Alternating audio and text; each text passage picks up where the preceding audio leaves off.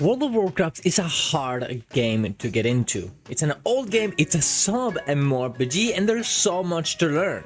How the new raids and dungeons work, how to get into them, how to gear up to get invited to them, how the class is working right now, how is your class working right now, and what add-ons do you actually need to start this game in order to feel comfortable to play it and learn. And these are the easy parts. There are a lot of videos explaining these very particular things.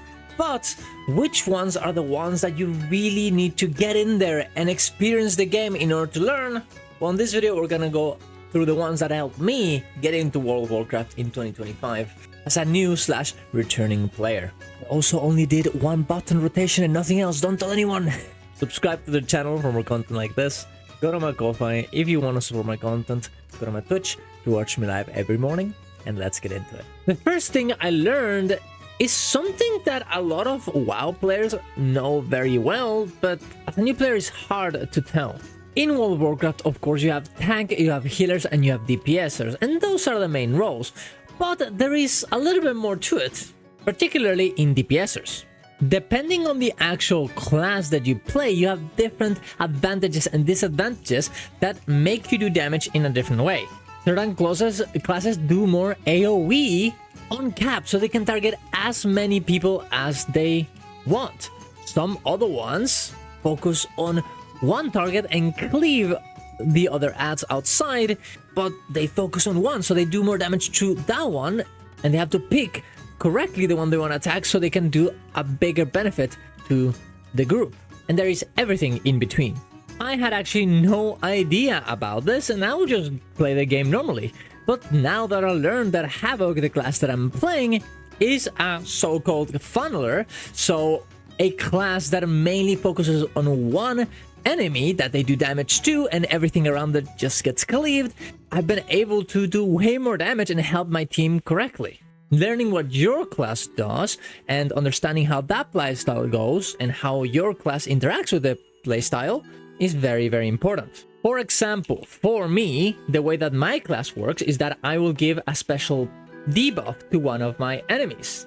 Let's say that I want to kill this cliff training dummy faster than the rest, because this one has more health and also has bigger abilities that we want to really get rid of.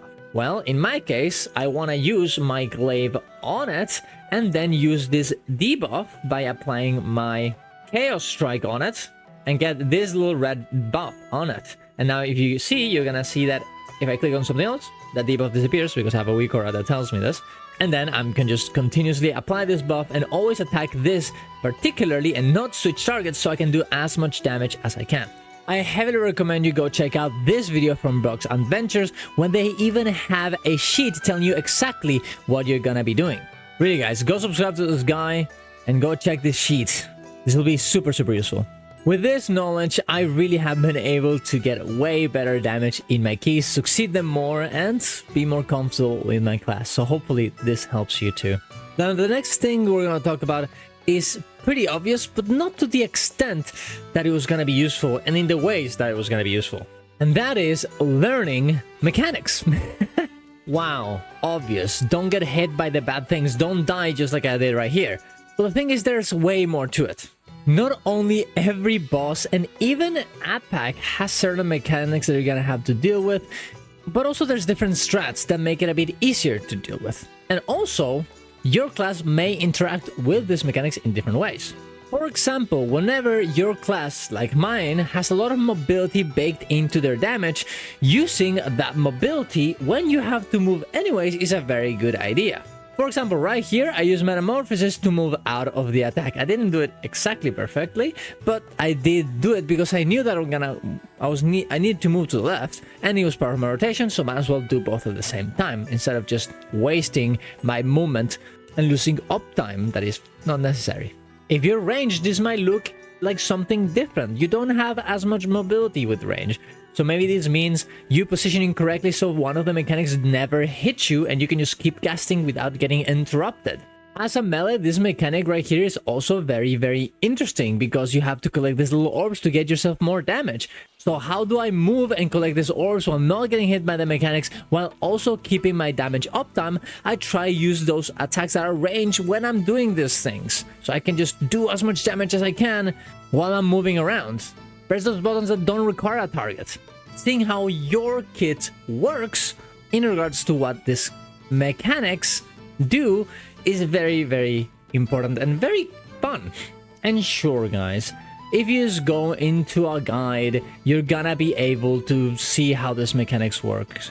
But unless you actually start playing, unless you actually start using your class against how these bosses work, you're not gonna really get it. I mean, in this clip, I actually died to this mechanic 3 times in a row. Even though I kind of understood how it worked. But until I actually played it in a high level difficulty, I didn't get how instant it can be, and that I actually need to pay attention to see when it's coming. I mean, this guy started like making fun of me, as you can see right here. Is it normal to die 3 times at the same mechanic? Question mark. And you're just gonna have to deal with this kind of stuff, because you're gonna fuck up. And you're gonna think that you know everything about each of the fights, but when you're out there, when you're in a plus 10, plus 11, plus 12, 13, whatever, things are gonna get hard, and it's gonna get spicy. People will flame you, you'll be mad at you fucking something up, someone else will fuck something up, and it is what it is. But you have to keep going and, well, get better and more comfortable every time you do one of these dungeons. That's just the way it is. You cannot over-prepare, you at some point will have to get in there and blast, and that's okay. The next thing is more about how to do damage in very stressful situations with your class. Usually in World of Warcraft, you want to have huge packs being dragged down by the tank and just blast them all together so you can just save some time and do as much damage in one window as you can. The thing is that these moments are the most dangerous ones because yeah, you're doing a lot of damage and you're using all your defensives, but also this means that there's a lot of enemies just hitting you, which means that even if you're doing these things can go wrong very rapidly. So even if you're paying attention, doing your maximum amount of rotation damage that you can so you can kill this as fast as possible, you are gonna have to stun your enemies, to use defensives, to be careful that you're not attacking too fast so you steal the aggro from your tank, for example, and to coordinate all these things with your allies as well. Otherwise, something like what you're seeing right here is gonna happen to you and your key will get depleted and you will be sad. What really has helped me here personally is to categorize my abilities for my class in different things. We have my Chaos Nova, which is my AoE/CC in case of an emergency, of course. We have our Darkness that will make everyone around me take less damage, and we want to press this whenever heavy damage is coming in, especially when we are doing a lot of damage and there's a lot of enemies, because I know, yeah, things are gonna be spicy. I have my Blur here that will get me at 50% chance of dodging and reduce all my damage taken by 20% for a personal defensive. Like, oh, something is attacking me, I'm in danger, I'm gonna press this button, so I'm safe.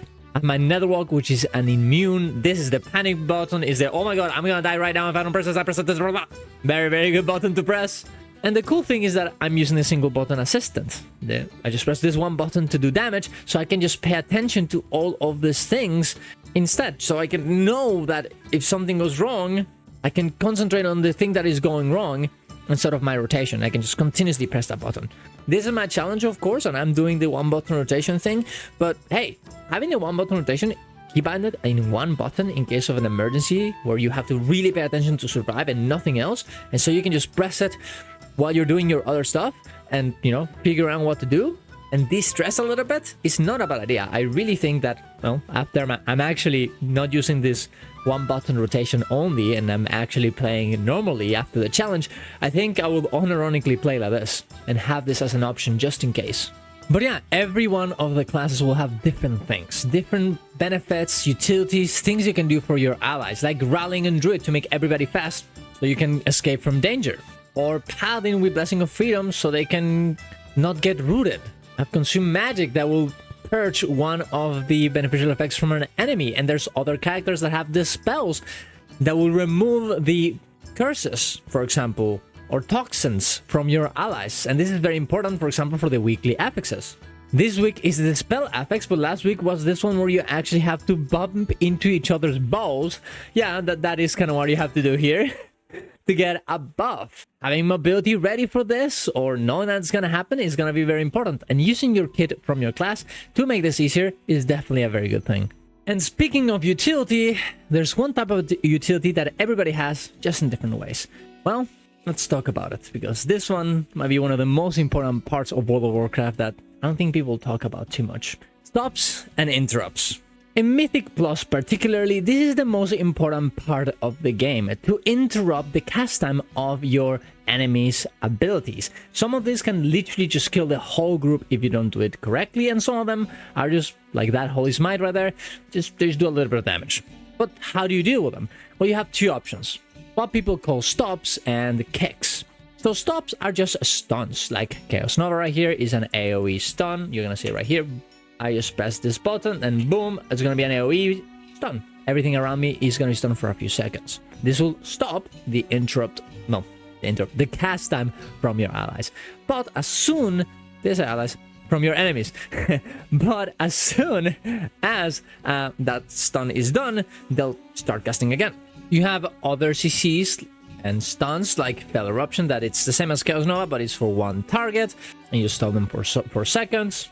There are incapacitations as well, like Seed of Misery, that will make all of your allies be disoriented for 15 seconds, but as soon as you attack them, they'll stop doing that, right? They'll continue on their way.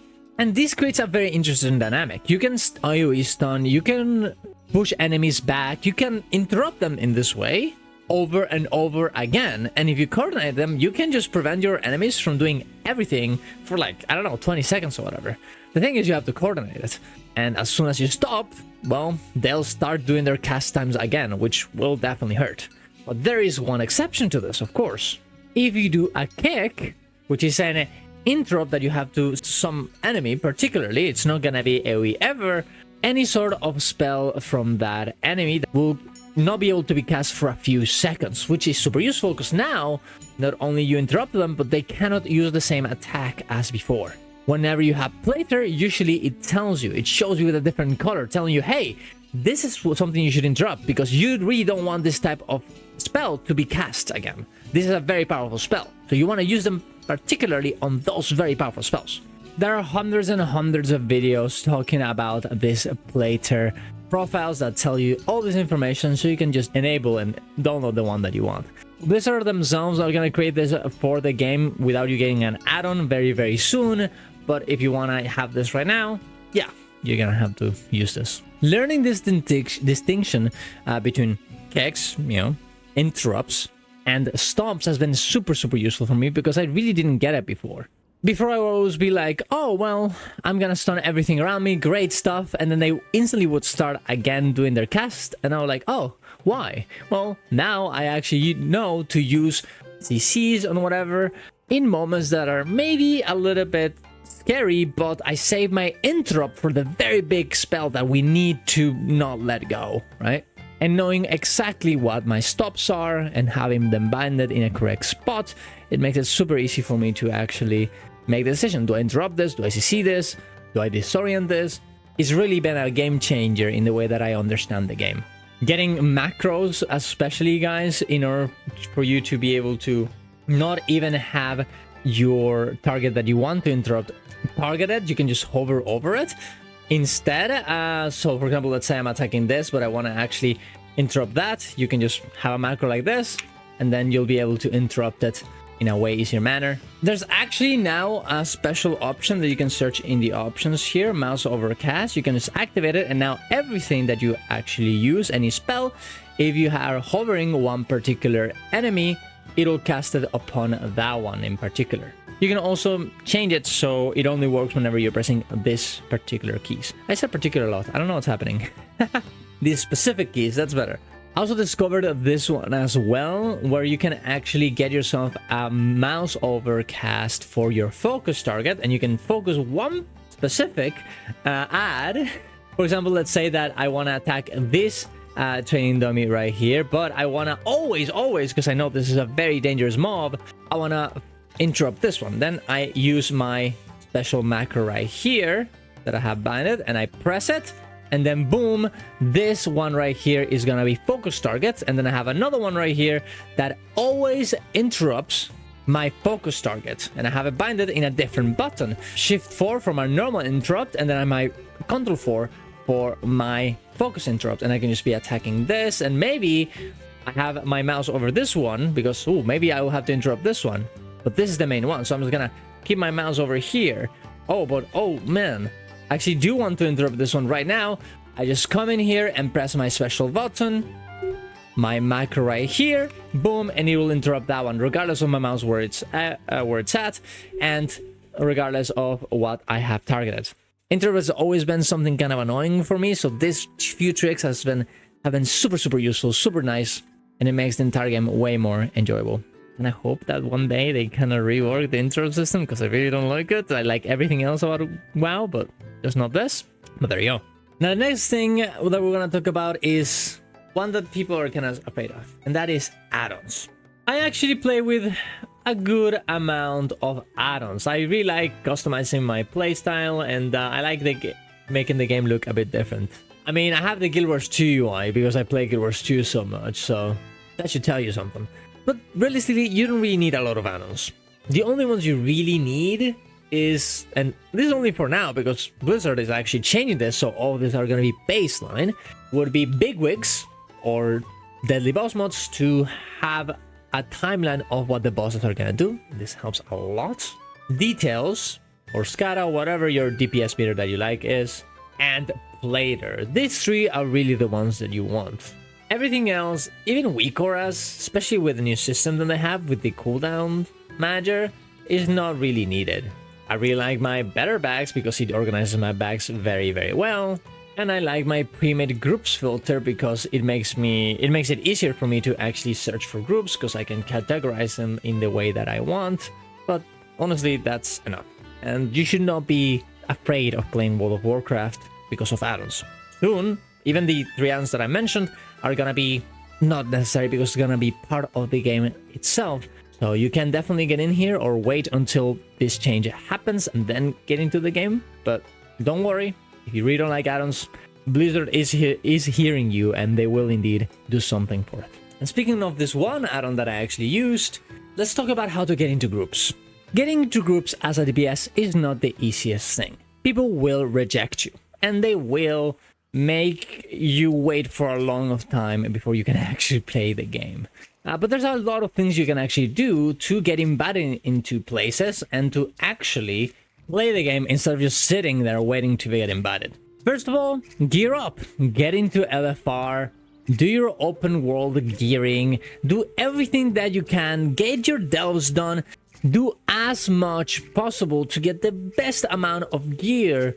So people see your gear and be like, oh, this guy's been blasting, I'll invite him. You want your character to look attractive to whoever is inviting you. Have your enchants, have your gems, so when you're there, you don't fail either. You got invited. Be ready to blast and show off and get that rating so people know, this guy's good. Or at least he's trying his best. Don't leave groups, particularly in Mythic Plus, because you will get a marker that says that you are a leaver. People won't invite you if you do this.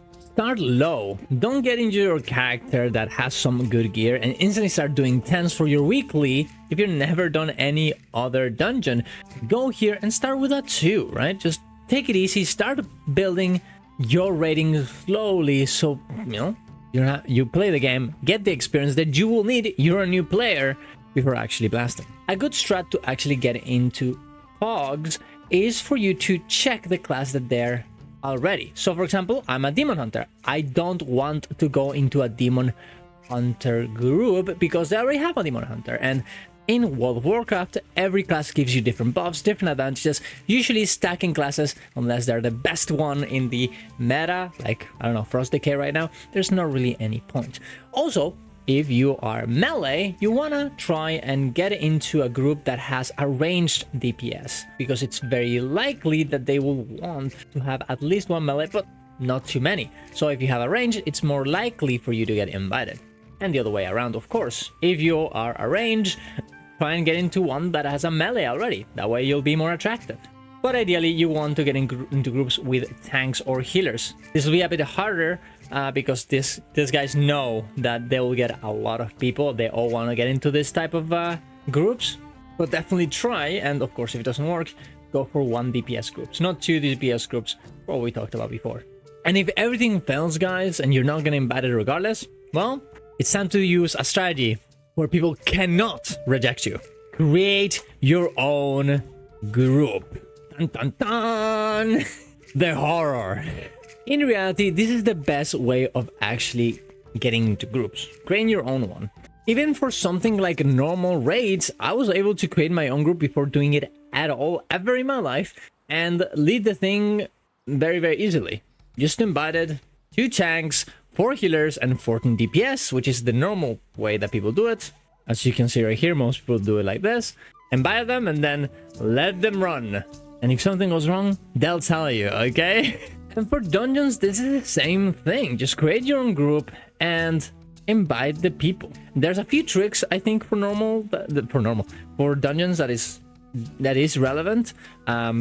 Don't invite, if you're a DPS particularly, don't invite 2 other DPS. If you see a group with 3 DPSers, a tank and a healer will never join. And what if a healer or a tank wants to join with a DPS because they're duoing or whatever? Wait for the healer and the tank to join first so your group feels more attractive. Then you can start making decisions like, oh my god, we need a lost, like a shaman, like a mage, like a hunter. Oh, we need a battle res, like a paladin, like a death knight. We need a warrior buff. I don't know. You can definitely learn those things. Every class has something to bring into the group, and you can start thinking about comps and whatever. But as a new player, just focus on getting that tank. You can run around the game, doing world quests or whatever while you're waiting for people to actually join. Look at that. I got a healer. I'll invite that healer. Oh, they canceled. What? Stadia didn't. You ruined my video. Oh, it's a holy paladin. Heard bad things about him, but look, as a new player, just invite any healer and any tank, whatever. You have to get your experience, okay?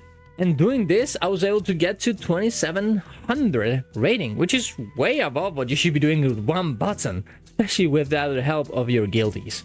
And this way, you're gonna be able to do it too. I mean, guys, I've been using Demon Hunter, the worst 1 button rotation in the entire game. He has a 40% loss of damage, and I'm able to do it while also doing as much damage as every one of my pucks. I think I only got recognized as using the 1 button rotation once.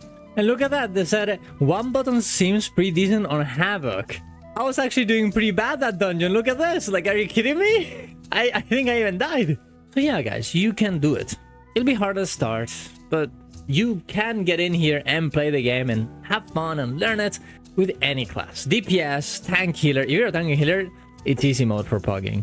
Not easy mode for playing, but easy mode for pugging. So just get out there, try it, and if you have any questions or anything that you're like, oh man, this is not working for me, what do I do? Let me know in the comments down below. I'll answer it. You know, I have experience now, okay? I've been playing for 2 weeks. That's a lot. And hopefully this helps you. Yeah, see you guys around. Love you all. Go to my Ko-Fi if you want to support my content. Go to my Twitch to watch me live every morning. And yeah, there you go. See you guys. Bye. Ciao, ciao.